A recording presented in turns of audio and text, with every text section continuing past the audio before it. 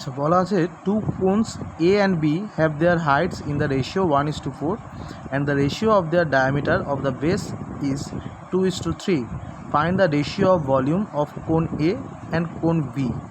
আচ্ছা, যদি কোথাও এরকম দেওয়া থাকে যে ডায়ামিটারের রেশিও যে কোনো সার্কেল বা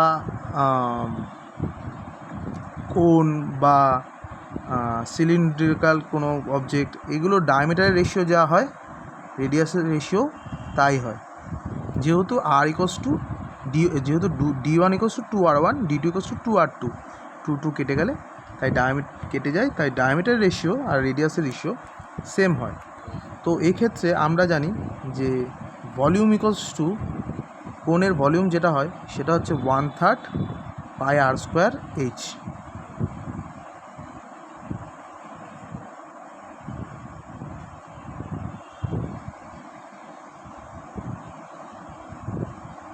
তো এটা দাঁড়াবে 1/3 πr²h, এটা দাঁড়াবে 1/3 πr1²h1।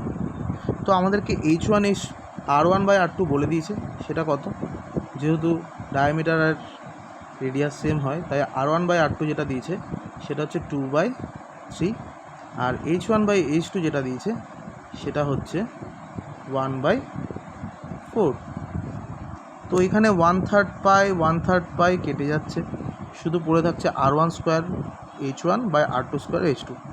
R1/R2 তার হোল স্কোয়ার রয়েছে, অর্থাৎ এখানে যেটা হবে